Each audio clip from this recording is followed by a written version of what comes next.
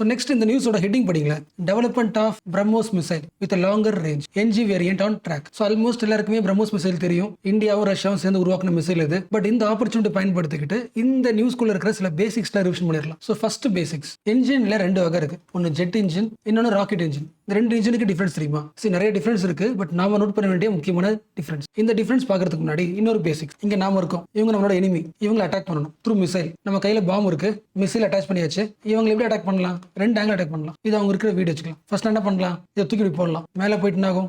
ஒரு கீழே இருக்கலாம். இது ஒரு மெத்தட். ரெண்டாவது ஸ்ட்ரைட்டா போயிட்டு மேலே போயிட்டு திரும்பி வந்து அட்டாக் பண்ணலாம்.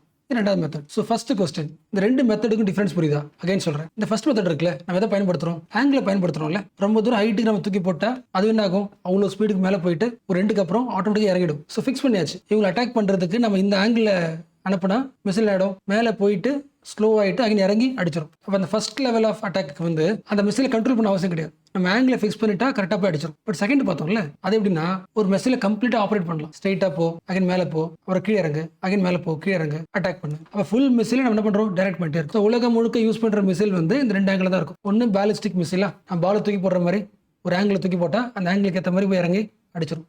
இன்னொன்று க்ரூஸ் மிசைலா, ரொம்ப தூரம் தூக்கி போட தேவையில்லை, எங்கே தேவையை அட்ஜஸ்ட் பண்ணி டார்கெட்டை அட்டாக் பண்ணிடலாம். ஸோ மிசைல்ஸ்ல பேசிக்காக அதோட மூவ்மெண்ட் பொறுத்து 2 பிரிப்பாங்க. இது பேசிக்ஸ் எனக்கு தெரிஞ்சது. பட் இந்த 2 மிசைல் ஆங்கிள்லையும் ஒரு மிசைலை ஸ்டார்ட் பண்ணுறதுக்கு புஷ் பண்ணணும்ல, வேகமாக மூவ் பண்ணணும்ல. மூவ் பண்ண தேவை, இன்ஜின் தேவையில்ல. அதை மேலே பார்த்தோம். 2 வகையான இன்ஜின் இருக்கு. அதாவது புஷ் பண்ணி முன்னாடி மூவ் ஆகணும்ல, அதுக்கு ஒரு ஃபோர்ஸ் தேவையில்ல, இன்ஜின். அப்போ முன்னாடி போகிறதுக்கு அந்த புஷ் பண்ணுறதுக்கு எது ஹெல்ப்ஃபுல்லாக இருக்கு? ஃபயர் தானே. அந்த நெருப்பு வந்து அடிக்குது, முன்னாடி மூவ் ஆகுது. அப்போ அந்த நெருப்பு உருவாக்குறது தேவை, ஃபியூல் தேவை. அதோட முக்கியமானது அதை எரிக்க வைக்கிறதுக்கு ஆக்சிஜன் தேவையில்ல, ஆக்சிடைசர் தேவையில்ல. இந்த ஃபர்ஸ்ட் பார்த்தோம்ல ஜெட் இன்ஜின். இந்த இன்ஜினுக்கு ஒரு அட்வான்டேஜ் இருக்கு.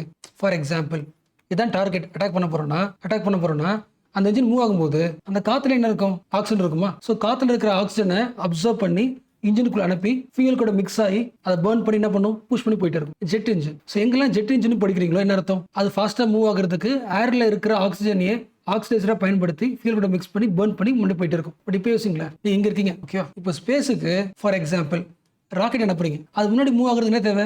இன்ஜின் தேவை, பர்ன் ஆகணும். அப்போ ஏர்த்துக்குள்ள அட்மாஸ்பியருக்குள்ள இருந்துச்சுன்னா ஓகே, அட்மாஸ்பியருக்குள்ள இருக்கிற ஆக்சிஜன் அப்சர்வ் பண்ணி பர்ன் பண்ணி மேலே போயிட்டு இருக்கலாம். பட் அட்மாஸ்பியர் தாண்டினதுக்கு அப்புறம் ஸ்பேஸ்ல என்ன இருக்காது? ஆக்சிஜன் இருக்காது.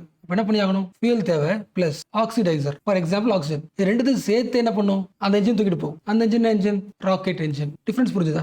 இப்போ சொல்லுங்களேன், ராக்கெட் இன்ஜின்ல ஃபியூலும் இருக்கும், ஆக்சிடைசரும் இருக்கும். அப்போ ஸ்பேஸுக்கு போயிட்டா ஸ்பேஸ்ல ஆக்சிஜன் இல்லை, ஒர்க் ஆகல, யோசிக்க தேவையில்லை. அந்த இன்ஜினுக்குள்ளே ஆக்சிடைசர் இருக்கு, பர்ன் பண்ணி போயிட்டே இருக்கும். அப்போ உங்க மிசைலுக்கு எந்த இன்ஜின் தேவைப்படுன்றது எதை பொறுத்து இருக்கு? டார்கெட்டை பொறுத்து. உங்க டார்கெட் அட்மாஸ்பியருக்குள்ள இருக்காங்க அப்படின்னு அர்த்தம். நீங்க அனுப்ப போற மிசைல இருக்கிற இன்ஜினுக்குள்ள ஃபியூல் இருந்தாலே போதும். என்ன தேவையில்லை? ஆக்சிடைசர் தேவையில்லை. ஸோ அட்மாஸ்பியருக்குள்ளே ஆக்சிஜன் இருக்கு, அப்சர்வ் பண்ணி எடுத்து போயிடலாம். என்ன இன்ஜின் இது? Jet engine. அந்த ஜெட் இன்ஜினோட பேரு தான் ராம்ஜெட் இன்ஜின். ராம்ஜெட்டோட அடுத்த அப்டேஷன் தான் ஸ்கிராம்ஜெட் இன்ஜின். யோசிக்க முடியுதா? இப்போ இருக்கிற மிசைல் வந்து சவுண்டை விட ஃபாஸ்ட்டாக மூவ் ஆகுது. அவ்வளோ ஃபாஸ்ட்டாக மூவ் ஆகிற மிசைல் என்ன பண்ணி ஆகணும்? அந்த ஸ்பீட்லேயே ஏர் அப்சர்வ் பண்ணி இன்ஜினுக்குள்ள அனுப்பி பர்ன் பண்ணும்ல. அப்போ அவ்வளோ ஃபாஸ்ட்டான இன்ஜின் தேவையில்ல, ஸ்கிராம்ஜெட் இன்ஜின். ராம்ஜெட் ஸ்லோவாக பண்ணும், ஃபாஸ்ட்டாக பண்ணும். பட் ஃபர்ஸ்ட் யோசிங்களேன், இப்போ ஸ்பேஸ்க்கு அனுப்ப போறீங்க. இப்போ ஸ்பேஸ்க்கு அனுப்ப போகிற வண்டியில் நீங்கள் ஸ்கிராம்ஜெட் இன்ஜின் அனுப்ப முடியுமா? அனுப்ப முடியாது. என்ன ரீசன்? ஸ்கிராம்ஜெட் இன்ஜின் பர்ன் ஆகணும்னா அதுக்கு என்ன தேவை? ஆக்சிஜன் தேவை. அது அட்மாஸ்பியர் இருந்து எடுத்துக்கும், அதுவா எடுத்துக்கிட்டு போகாது. கரெக்டா? அப்போ ஸ்பேஸ்ல என்ன இருக்காது? ஆக்சிஜன் இருக்காது, ஒர்க் ஆகாது. ரொம்ப சிம்பிள் பாயிண்ட் தானே? எஸ். இப்போ யோசிங்களேன், நல்லா யோசிங்க. இது நம்ம எனிமி இங்க இருக்காரு. Cruise missile. இப்படி அனுப்பலாம், மேலே போகலாம், இப்படி போகலாம், வளையலாம், யாராவே அட்டாக் பண்ணலாம். ஃபர்ஸ்ட் பார்த்தோம்ல பேலிஸ்டிக் மிசைல். இப்படி போயினா இப்படி இறங்கும். ஸோ பேலிஸ்டிக் மிசைல் அதோட டார்கெட் வந்து ரொம்ப தூரமா இருக்கு வச்சுக்கலாம். அப்ப என்ன பண்ணும்?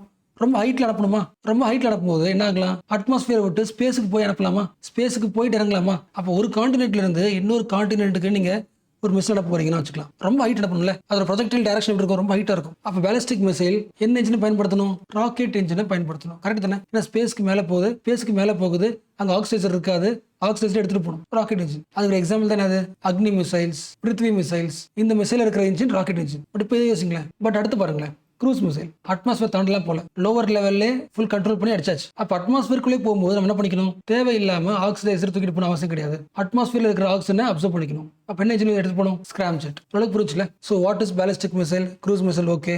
எந்த மிசைல எந்த இன்ஜின் வரணும்? ராக்கெட் இன்ஜின் எப்போ தேவைப்படும்? ஸ்பேஸ்ல தேவைப்படும். பேலிஸ்டிக் மிசைல் தேவைப்படும். க்ரூஸ் மிசைல் செம ஃபாஸ்ட், அட்மாஸ்பியருக்குள்ளே போகுது, அட்மாஸ்பியர்ல இருந்து அப்சர்வ் பண்ணிக்கணும் ஸ்கிராம்ஜெட் இன்ஜின். இப்போ சொல்லுங்க, நம்ம பேப்பர்ல பார்த்த வேர்டு பிரம்மோஸ்ன்றது என்னது? ஒரு மிசைல். என்ன மிசைல்? Cruise missile. அப்ப க்ரூஸ் மிசைலா இருக்கும்போது என்ன இன்ஜின் தேவைப்படலாம்? ஸ்கிராம்ஜெட் இன்ஜின் தேவைப்படலாம். ஸோ ஓரளவுக்கு புரிஞ்சுல. ஸோ பிரம்மோஸ் மிசைல ஸ்டார்டிங்ல இருந்து எண்டிங் வரைக்கும் டேரக்ஷன் கொடுத்தே இருக்க முடியும். பாட்டம்லையும் போகலாம், அட்ஜஸ்ட் பண்ணலாம், மேலே போயிட்டு அங்கே இறங்கலாம். So it use the scramjet engine. ஆக்சுவலாக சொல்லும் போது நமக்கு சிம்பிளா இருக்கும், இது நாம டார்கெட் அட்ஜஸ்ட் பண்ணி மூவ் பண்ணிட்டு போயிட்டே இருக்க முடியும்னு. பட் நாம பார்க்க வேண்டியது இதோட டிஸ்டன்ஸ். நாம இருக்கிற பகுதியில இருந்து 800 கிலோமீட்டர் அளவுக்கு ஒரு டார்கெட் இருந்துச்சுன்னா அது வரைக்கும் பிரம்மோஸ் மிசைலை ஹேண்டில் பண்ணி அட்டாக் பண்ண முடியும். ஸோ இதான் அப்டேட். அண்ட் இந்த பாயிண்ட் ஏன் முக்கியம்னா, இந்த நம்பருக்குள்ள ஒரு பாலிடிக்ஸ் இருக்குல்ல, எல்லாருக்கும் தெரிஞ்ச பாலிடிக்ஸ்.